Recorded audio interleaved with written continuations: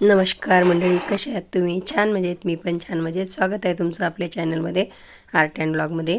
तर बघा, आता चालला आहे पावसाळा सुरू आणि बघा छान अशा रानभाज्या रानात दिसत आहेत.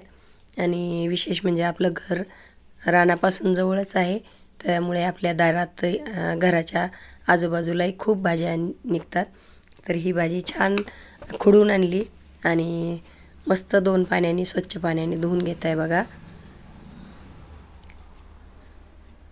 आणि आपल्याला विशेष म्हणजे ताजी ताजी करायची. आणि ह्या भाजीचं नाव आहे, आमच्या इकडे काय म्हणतात त्याला, तरोटा. तर तुमच्या इकडे काय म्हणतात ते कमेंटमध्ये नक्की सांगा आणि कुठून बघताय ते पण सांगा, तर मला कळेल कुठपर्यंत आपला व्हिडिओ जातो आहे. तर ही तरोट्याची भाजी 2 पाण्याने धुवून घेतली स्वच्छ. आणि इकडे कुकरमध्ये थोडं पाणी ठेवलं गरम करायला आणि त्यामध्ये थोडीशी शिजवून घ्यायची.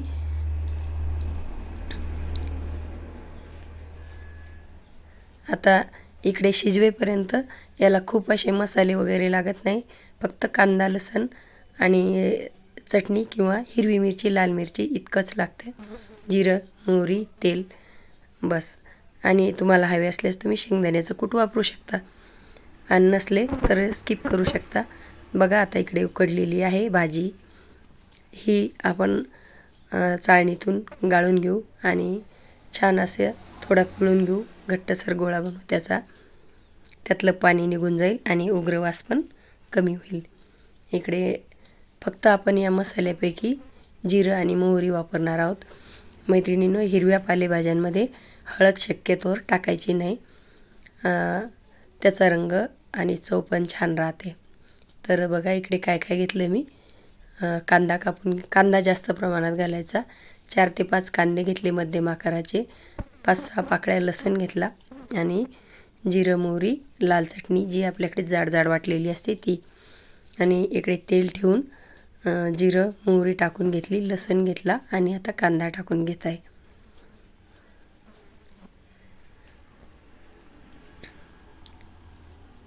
भरपूर प्रमाणात पालेभाज्यात कांदा घालायचा, त्याने पालेभाज्यांची चव आणि गुणवत्ता दुप्पट वाढते.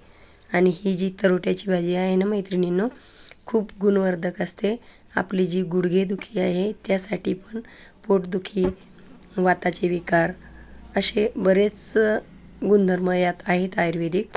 तर जास्त दिवस ती खायला भेटत नाही, त्यामुळे जेव्हाही मिळेल पावसाळ्याच्या सुरुवातीला 2-3 वेळेस नक्की खावी.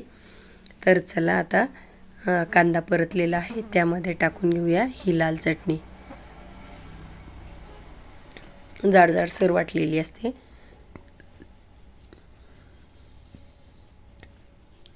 छान अशी परतून घेऊ.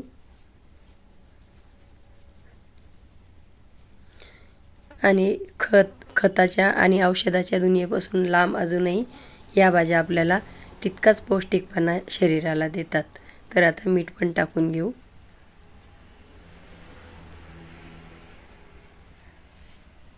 ज्याही आपल्याला रानातल्या भाज्या मिळतात त्या आवश्यक खाव्या. आता भाजी पण त्यामध्ये टाकून घेत आहे आणि नंतर छान परतून घ्यायची. ही भाजी तुम्ही भाकरीसोबत छान लागते, तर एक वेळ नक्की करून खा तुम्ही. आता छानपैकी परतून घेऊ. भाकरीसोबत, चपातीसोबत, तोंडी लावणीला खाऊ शकता. तर अशा भाज्या नक्की खा. आणि आता इकडे झालेली आहे तयार भाजी. कशी दिसते तुम्हाला? छान वाटते ना? चवीला तर खूप भन्नाट लागते. आणि कशी वाटली? आवडल्यास लाईक, शेअर करा, सबस्क्राईब करा आणि सीझनमध्ये रानभाज्या नक्की खा. असेच नवनवीन व्हिडिओ बघण्यासाठी चॅनलला फॉलो करा. धन्यवाद. Bye bye. सबस्क्राईब नक्की करा. धन्यवाद.